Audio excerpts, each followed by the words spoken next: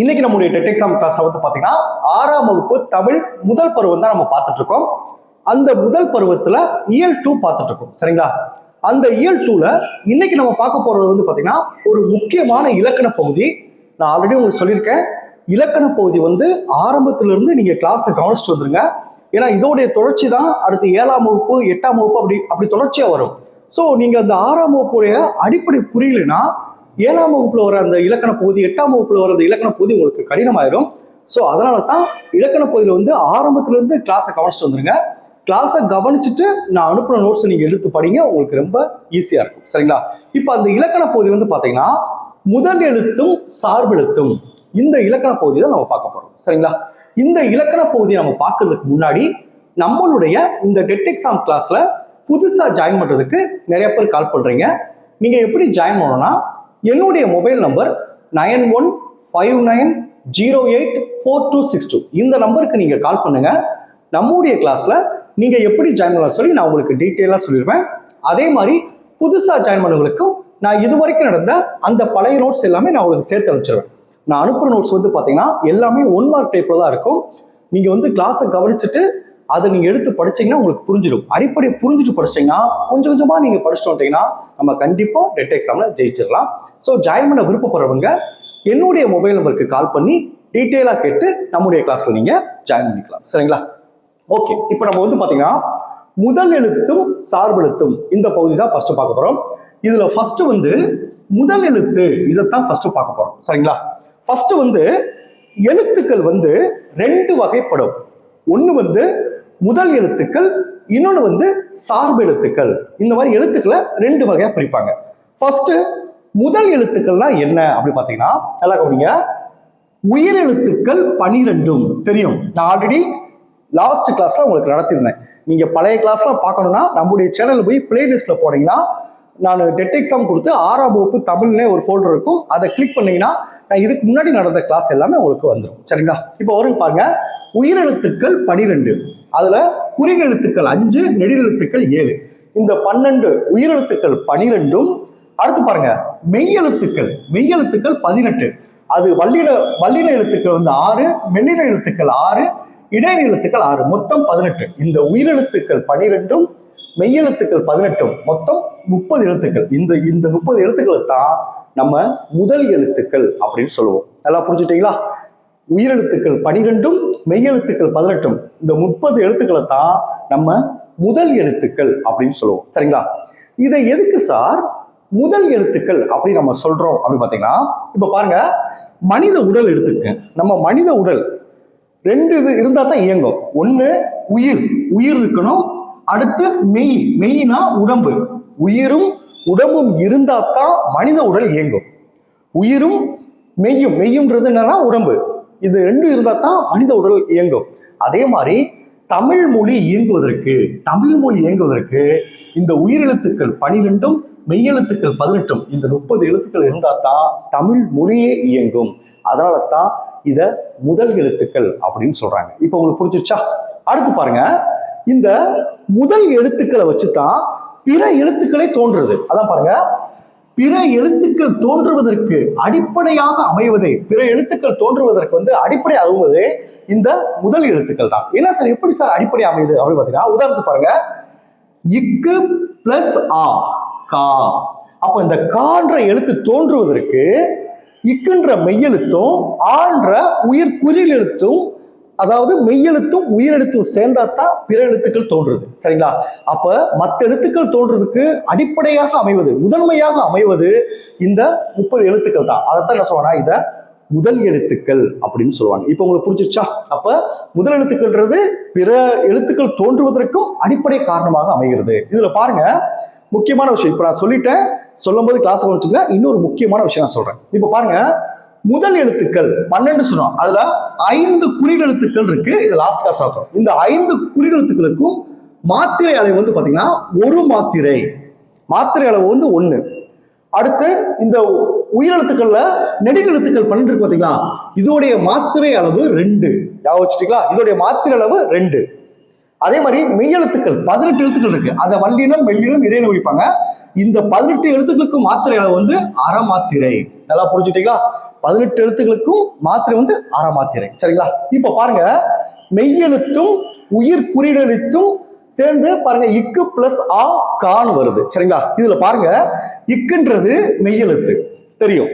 ஏன்னா இக்குன்றது உங்களுக்கு மெய்யெழுத்து 18 எழுத்துக்கள் வரும், அந்த இக்கு. அடுத்து ஆன்றது இந்த 5 எழுத்து குறியெழுத்து வரும் ஆ. அப்ப இதுக்கு வந்து ஒரு மாத்திரை.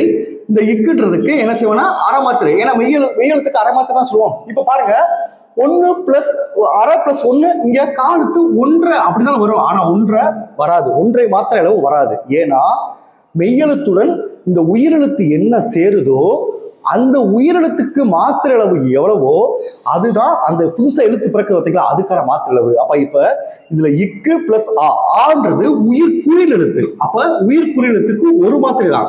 அப்ப இந்த கான்ற எழுத்துக்கு ஒரு மாத்திரை தான். சரிங்களா? மெய்யெழுத்துடன் உயிரெழுத்து சேரு பார்த்தீங்களா, அந்த உயிரெழுத்துக்கு என்ன மாத்திரை அளவோ அதுதான் அந்த புதுசா பிறக்கிற எழுத்துக்கான மாத்திரை அளவு. நல்லா கவனிச்சுங்க. இதை தெரிஞ்சுக்கிட்டா தான் மாத்திரை அளவு உங்களை கண்டுபிடிப்பு. இப்ப அடுத்தது பாருங்க, இக்கு பிளஸ் ஆ. இதுல ஆன்றது உயிர் நெடில். சரிங்களா? இந்த 7 எழுத்துக்கள் வரும் உயிர் நெடில். இதுக்கான மாத்திரை அளவுனா 2. அப்ப இந்த இக்கு பிளஸ் ஆ கான்னு வருதுன்னா இந்த காக்கான மாத்திரை அளவு 2. எல்லாரும் இப்படி நினைச்சுக்குவாங்கன்னா, இந்த இக்குன்றது மெய்யெழுத்து, இதுக்கு ஒரு அரை மாத்திரை, ஆன்றது நெடில் எழுத்து, இதுக்கு ஒரு 2 மாத்திரை, அப்புறம் மொத்தம் 2.5 மாத்திரை அப்படி போடுறோம். அப்படி போடக்கூடாது. மெய்யெழுத்தும் பிளஸ் உயிரெழுத்து, அது குறியெழுத்தா நெடில் எழுத்தா அதைத்தான் நம்ம பார்க்கணும். நெடில் எழுத்துனா 2 மாத்திரை, குறியெழுத்துனா 1 மாத்திரை. அப்ப ஆன்றது 2 மாத்திரை. அப்பனா கா அப்படின்ற எழுத்துக்கு வந்து 2 மாத்திரை அளவு. இப்போ உங்களுக்கு புரிஞ்சிருச்சா? சரிங்களா? அடுத்து பாருங்க, இதோடைய இலக்கண விதிப்படி சொல்லணும்னா கவனிங்க, உடல் மேல் உயிர் வந்து ஒன்றுவது. உடல்ன்றது மெய்யெழுத்து, மெய்யும் உடல் மேல் மெய்யெழுத்தோடு உயிர் வந்து உயிரெழுத்து சேருவதால், மெய்யெழுத்தோடு உயிரெழுத்து சேருவதால் ஒன்றுவது இயல்பே. அப்ப மெய்யெழுத்தோடு உயிரெழுத்து சேருவது வந்து இலக்கண விதிப்படி சரின்னு சொல்றாங்க. இப்ப உங்களுக்கு புரிஞ்சிச்சா? சோ இதைத்தான் நான் சொன்னா முதல் எழுத்துக்கள் அப்படின்னு சொல்லுவாங்க. இப்ப உங்களுக்கு புத்தகத்தை கொடுத்ததை நான் சொல்றேன், உங்களுக்கு ஈஸியா புரியும். இப்ப பாருங்க, எழுத்துக்கள் 2 வகை சொன்னேன். 1 முதல் எழுத்து, 2 சார்பு எழுத்து சொன்னேன். அது முதல் எழுத்து பாருங்க, உயிரெழுத்துக்கள் 12 மெய்யெழுத்துக்கள் 18 ஆகிய 30 எழுத்துக்களும் முதல் எழுத்துக்கள் ஆகும். பிற எழுத்துக்கள் தோன்றுவதற்கும் இயங்குவதற்கும் முதற் காரணமாக இவை இருக்கின்றன. எனவே இவற்றை முதல் எழுத்துக்கள் என்கிறோம். சரிங்களா? இப்ப முதல் எழுத்துக்கள் என்பவை என்னென்ன? உயிரெழுத்துக்கள் 12 ஆ முதல் அவ்வரை, மெய்யெழுத்துக்கள் 18 இக் முதல் இன் வரை ஆகிய இந்த 12 பிளஸ் 18 30 எழுத்துக்களும் முதல் எழுத்துக்கள் என அழைக்கப்படுகின்றன. சரிங்களா? ஏன் இவை முதல் எழுத்துக்கள் அழைக்கப்படுகின்றன? நான் சொன்ன பார்த்தீங்களா, அடிப்படை அஸ்திவாரம். மனித உடலுக்கு உயிரும் மெய்யும் முதன்மையானவை. அதுபோல தமிழ் மொழி இயங்குவதற்கு இந்த 30 எழுத்துக்களை அடிப்படையானவை சொல்றாங்க. அடுத்து முக்கியமா பாருங்க, பிற எழுத்துக்கள் தோன்ற காரணம் இந்த 30 எழுத்துக்கள் தான் பிற எழுத்துக்கள் தோன்ற காரணமாக இருக்குது. அதாவது மற்ற அனைத்து எழுத்துக்களும் தோன்றுவதற்கு இவைதான் மூல காரணமாக இருக்கின்றன. எழுத்துக்கள் கொடுத்துருக்கா பாருங்க, இக் பிளஸ் ஆ கா, அடுத்து இக் பிளஸ் ஆ கார் கொடுத்துருக்க பாத்தீங்களா, அதாவது மெய்யும் உயிரும் சேர்ந்து உயிர்மெய் ஆகிறது. அப்ப பிற எழுத்துக்கள் தோன்றுவதற்கும் இது காரணமா இருக்கு. சுருக்கமா சொல்லணும்னா, ஒரு கட்டிடம் எழுப்புவதற்கு அஸ்திவாரம் எவ்வளவு முக்கியமோ அதே போல தமிழ் மொழி மற்ற அனைத்து எழுத்துக்களும் தோன்றுவதற்கும் மொழி இயங்குவதற்கும் இந்த 30 எழுத்துக்களே மூல காரணமாக இருப்பதால் இவை முதல் எழுத்துக்கள் எனப்படும். சரிங்களா? நான் இலக்கண விதிப்படி சொன்னேன். அந்த நன்னூல் இலக்கணத்தின்படி உடல் மேல் உயிர் வந்து ஒன்றுவது இயல்பு என்னும் விதிப்படி இவை இயங்குகின்றன சொல்லியிருக்கேன். சரிங்களா? அப்ப மெய்யெழுத்து வந்து உடல், சரிங்களா, உயிரெழுத்து வந்து உயிர். அப்ப உடலும் உயிரும் சேர்ந்து இயங்குகின்றது சொல்லுங்க. இதைத்தான் என்ன சொல்லுவாங்கன்னா உடல் எழுத்து சொல்லுவாங்க. அடுத்து பாருங்க, சார்பு எழுத்துக்கள். சார்பு எழுத்து என்னது?